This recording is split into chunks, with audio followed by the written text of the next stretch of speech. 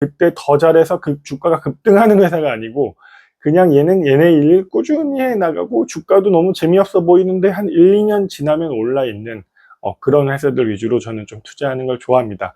네, 안녕하세요. 노잼 주식TV 케빈입니다. 오늘은 제가 주로 어떤 주식을 좋아하고 어떻게 투자하는지 좀 얘기를 나눠보도록 하겠습니다. 저는 보통 주식을 사면 3년, 5년씩 들고 있으니까 여러분들의 추천 영상은 당연히 아니고요. 우리가 돈을 벌기 위해서는 소비는 소비에서의 확대가 있는가, 그리고 기술은 기술이 필요한 그 시장이 열렸는가, 결국 이 두 가지로 보고 이제 주식 투자를 해야 된다고 생각을 합니다. 한국콜마 같은 경우에는 아시겠지만 화장품 이제 ODM 기업인데 최근 수출 동향이나 이런 거 보더라도 우리나라 화장품 수출이 정말 활발하잖아요.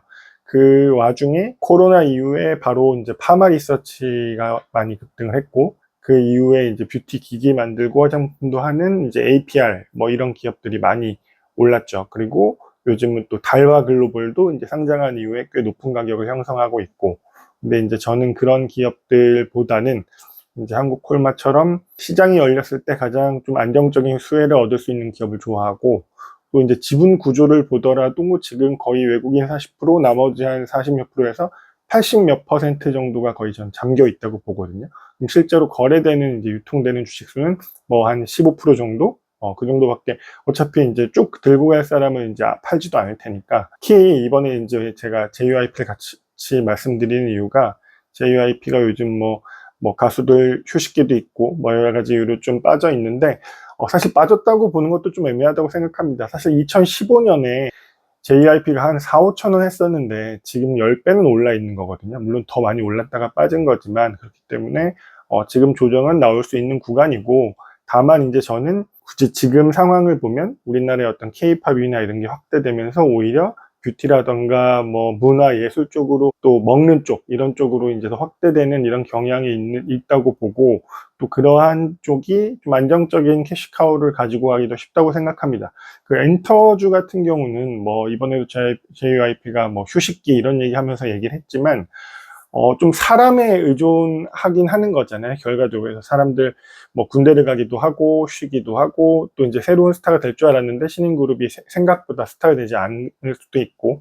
근데 그러한 이제 회사들이 예전에 시가총액이 작았을 때는 당연히 어떤 가수 하나가 대박이 나면 회사의 가치를 2배, 3배 올려주니까 주식하기가 좋은데, 이제 정말 큰 회사가 된 경우에는 가수 한 그룹 정도가 이제 좀 잘 나간다고 해서 돈을 엄청나게 꾸준하게 쓸어 담기에는 좀 한계가 있지 않나, 이런 생각 때문에 저는 이제 비교해서 말씀드리자면 그런 엔터주보다는 이런 화장품이나 이런 쪽을 좀 선호한다, 이런 말씀을 드리는 거고, 한국콜마 이번 주에 좀 급등을 했는데 의미가 있는 이유가, 2015년도쯤에 화장품이 중국 수출이랑 여러 가지 이제 이야기 나오면서 엄청나게 급등을 했다가 이제 기존에 있던 대장주들은 그때보다 훨씬 엄청나게 빠져 있죠.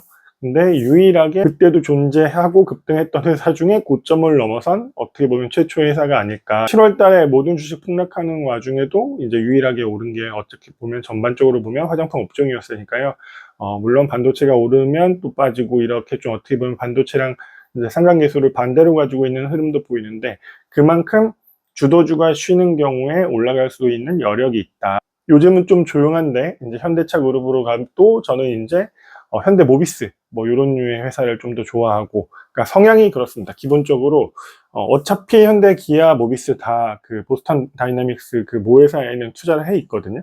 그런 와중에 금리가 올랐다, 혹시 금리가 올라서 리스나 렌트 이런 쪽에서 자동차 판매가 좀 급감한다, 급감까지는 아니어도 좀 줄어든다, 이런 상황으로 간다고 이제 예측을 하고 보자면, 부품이나 그다음 앞으로 로봇 부품도 만들 수 있는 모비스가 이제 저 같은 성향에는 좀 더 이제 안정적인 회사가 되겠죠. 그런 성향이 맞으신 분들은 이제 저의 영상이 좀 더 보기 좋으실 거고, 그런 재미없는 애를 골라서 투자해 이렇게 생각하시는 분들은 이제 제 영상을 보면 진짜 재미없는 얘기한다, 진짜 노잼TV 맞구나, 이렇게 얘기하실 것 같습니다.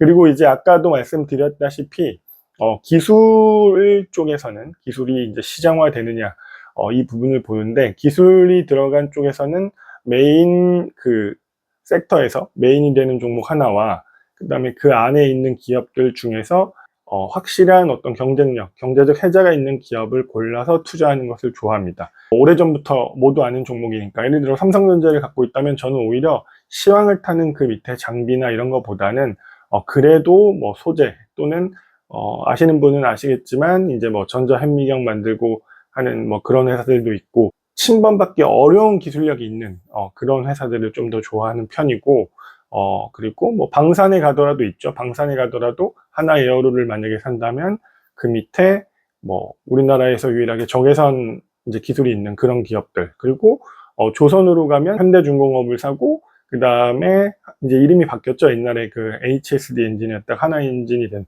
그런 종목들, 이런 식으로 메인 땅과 그 다음에 메인 아래 속해 있는데 누구나 할 수 있는 일을 그때 더 잘해서 그 주가가 급등하는 회사가 아니고 그냥 얘네 일 꾸준히 해 나가고 주가도 너무 재미없어 보이는데 한 1, 2년 지나면 올라 있는 그런 회사들 위주로 저는 좀 투자하는 걸 좋아합니다. 그래서 이름도 노잼TV라고 진 것 같긴 한데, 저는 결과적으로는 제 투자 방식이 개인분들이 좀 해봐야 할 투자 방식이라고 생각을 합니다. 왜냐면 여러분들이 급등하는 종목들을 따라다니면 정신도 피폐해질 뿐만 아니라 급등하는 종목은 급락도 하거든요. 그리고 시장에서 경쟁에서 어느 순간 또 똑같은 거를 이제 삼성이나 이런 대기업 입장에서는 특정 기업에 몰아주기가 어렵잖아요. 이렇게 나눠주고 이렇게 하다 보면 또 생각보다 실적이 늘지 않고 이런 경우도 많이 있기 때문에 저는 어쨌든 그런 방식의 종목에 투자하고 있다, 이런 말씀을 그냥 간단하게 좀 드려봅니다. 그래서 여러분도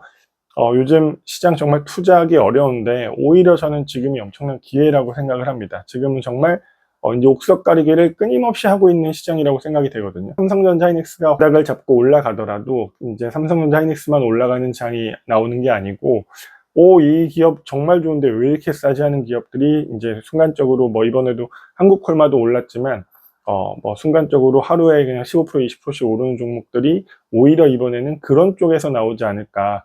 왜냐면은 저번에 너무 가볍게 실적 대비 많이 막 올랐던 반도체 장비주나 이런 것들은 지금 가격대나 이런 걸 볼 때 분명히 이번 실적 발표에서는 기대보다 못한 회사들도 많거든요. 그러면 그런 회사들은 변동성이 좀 커질 수도 있지 않나, 이런 생각을 합니다. 그래서 제가 이제 하는 투자 방식에 대해서 오늘 좀 설명을 간단하게 드려봤습니다. 네, 이상 정말 재미없는 주식 TV, 노잼TV 케빈이었습니다. 라이브를 할 수 있을 때까지만 구독과 좋아요 부탁드리겠습니다.